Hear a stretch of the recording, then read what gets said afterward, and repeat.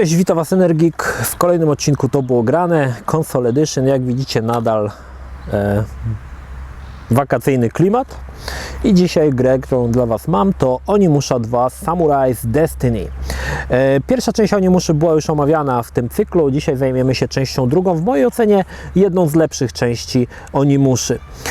Jednakże tutaj autorzy, muszę przyznać, że potknęli się, że tak powiem, w paru miejscach. Nie do końca wszystko w tej grze zagrało. Ponownie naszym głównym wrogiem jest Nabunaga, który oczywiście w pierwszej części zginął, ale w drugiej został wskrzeszony. Oczywiście, tak jak w grach komputerowych, nikt nigdy naprawdę nie ginie. To jest trochę jak w Marvelu. Nikt nigdy nie ginie. Zawsze kogoś można wskrzesić, stworzyć klona albo coś takiego. I w Onimuszy oczywiście jest podobnie. Głównym bohaterem Onimuszy 2 jest Jubei i muszę przyznać, że jest to pierwsze w mojej ocenie potknięcie Capcomu, ponieważ zrezygnowano z fantastycznego bohatera z części pierwszej, czyli Samonosuke Yoshitsune, i zamieniono go właśnie na Jubeia, który muszę przyznać, że jest bardzo podobny do Samonosuke, ale to nie jest Samonosuke, jest to po prostu ktoś inny. Sama gra jest podobnie jak część pierwsza takim survival horrorem w czasach feudalnej Japonii. Ponownie naszymi wrogami staną jakieś stwory, jakieś źli, tacy, nie wiem, demoniczni samurajowie, że takich nazwę. Jednakże w odróżnieniu od części pierwszej postanowiono troszkę rozbudować tą część drugą i postawiono na bohaterów, którzy towarzyszą nam w czasie naszych wędrówek. Otóż tych bohaterów jest paru, nie pamiętam ilu, 4 albo 5 osób i możemy zyskiwać ich przychylność, kupując i dając im różne prezenty. W zależności od tego, jak bardziej komuś poliżemy dupsko, tym częściej on będzie nam w walce pomagał. Każdy z bohaterów włada inną bronią i jest, można powiedzieć, innym bohaterem. Tak? Mamy gościa, który strzela z karabinu, mamy ninję, mamy kobietę ninję, mamy takiego grubasa, który wali taką jakąś pałą czy coś. To pewnie jakieś znawcy japonistyki by mi powiedzieli, jak to się nazywa. I oczywiście ci bohaterowie, chociaż są całkowicie opcjonalni, od czasu do czasu przyjdzie nam zagrać tym drugim bohaterem, aczkolwiek ich główna cecha to po prostu, żeby pomagać nam w trakcie walki. Podobnie jak w części pierwszej spotkamy troszkę zagadek do rozwiązywania. Tych zagadek może nie jest dużo i nie są one za bardzo skomplikowane. Zazwyczaj ograniczają się do znalezienia jakiegoś klucza, tudzież jakichś 2 części tajemniczego klucza i złożeniu ich razem i otwarciu kolejnych drzwi i oczywiście za tymi drzwiami kolejna zagadka bądź coś, co popycha nam całą grę do przodu. Onimusha 2 jest zdecydowanie grą dłuższą i w pewien sposób mniej liniową niż część pierwsza, ponieważ mamy tutaj coś takiego, pseudo takiego huba, z którego wyruszamy na misję. Jest to taka wioska, gdzie możemy kupować przedmioty, pogadać z wieśniakami, polizać dupsko oczywiście naszym kamratom i ta wioska jest jakby taką bazą wypadową, chociaż później już ona ma raczej marginalne znaczenie i nawet sami już nie wracamy do tej wioski, ponieważ akcja pcha nas cały czas do przodu. Niemniej jednak coś takiego się znajduje, warto o tym wspomnieć. W odróżnieniu od części pierwszej Onimuszy, gdzie gra była całkowicie liniowa, czyli szliśmy cały czas do przodu, tutaj no faktycznie jest ta baza wypadowa, do której możemy od czasu do czasu zwiedzić.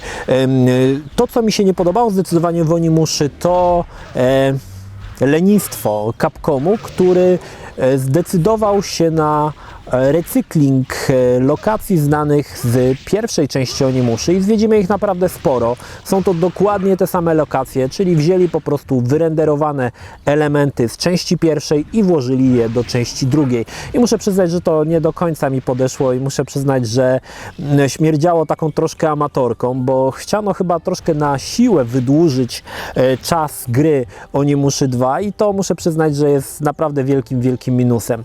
Nie wspomniałem o samym engine. Podobnie jak w części pierwszej, tła są statyczne, znaczy może nie statyczne, renderowane, natomiast postacie są generowane w czasie rzeczywistym.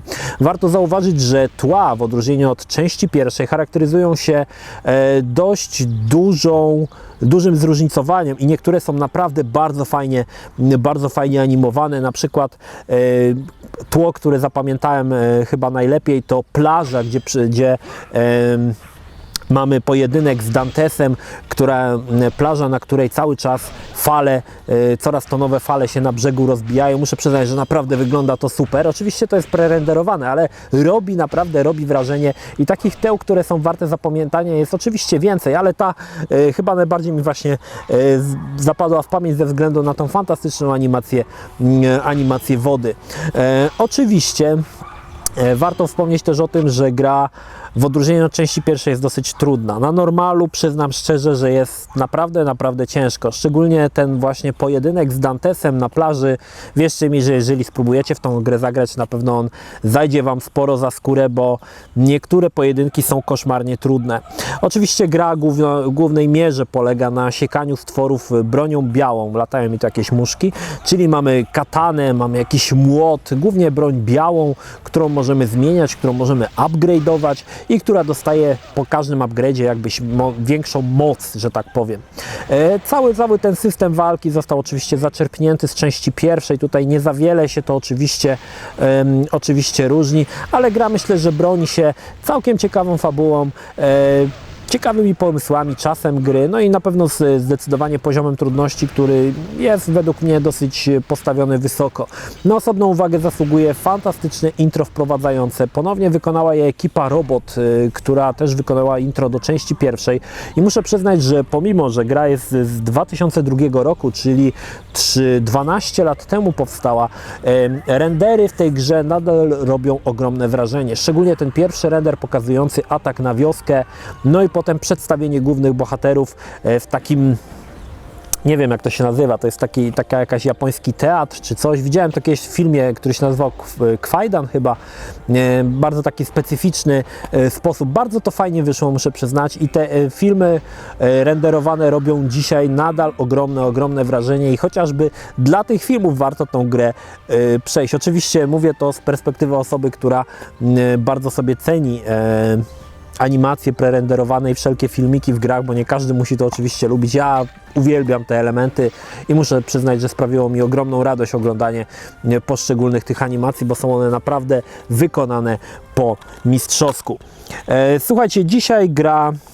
Czy warto grę znać? W mojej opinii tak. Gra nadal się broni. Nadal jest grą, w którą gra się bardzo przyjemnie i bardzo fajnie. Aż dziwię się, że nie powstała reedycja HD zawierająca 3 bądź 4 pierwsze części Onimuszy, bo myślę, że jest to tytuł, który nadal dobrze się gra. Ponieważ grałem na emulatorze, występuje podobny problem co w części pierwszej, mianowicie pewne elementy tła, które powinny znajdować się na pierwszym planie, prześwitują, to znaczy postać prześwituje przez nie. Postać jest zawsze na pierwszym planie i jeżeli miało być jak na przykład jakieś drzewo, które zakrywa postać, no to drzewo będzie w tym miejscu przezroczyste i postać będzie jakby na nim stała. Oczywiście nie jest to duży problem i nie przeszkadza on tak bardzo, ale można powiedzieć, że w niektórych miejscach troszkę irytuje to, bo chciałoby się normalnie grać, a tutaj mamy takie dosyć bugi, ale oczywiście jest to wersja emulatora, związane z wersją emulatora, w wersji na PlayStation 2 te błędy oczywiście nie występują. Jak najbardziej polecam Wam drugą część Onimuszy, łącznie z częścią pierwszą, bo są to naprawdę fajne gry, pokazujące, że można coś jeszcze fajnego stworzyć w tak zwanych survival horrorach i ogólnie temat feudalnej Japonii jest ciekawy w mojej opinii, jest ciekawszy niż Resident, może dlatego, że jest bardziej egzotyczny. Pamiętam jeszcze jeden taki świetny survival horror, który nie był kontynuowany, mianowicie Dino Crisis, który był w stylu Residenta, ale był z dinozaurami. Też się fajnie w to grało, wyszły tego 2 części, potem tytuł został zarzucony, a szkoda.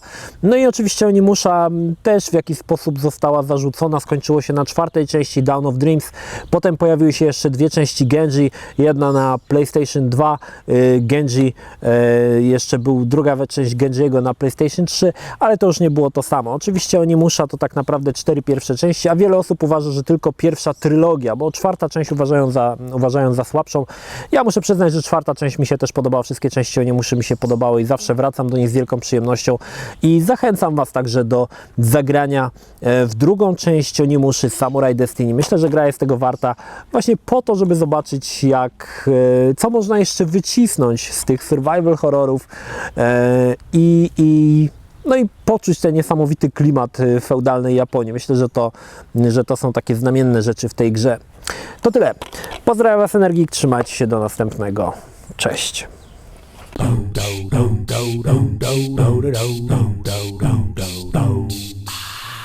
Mama.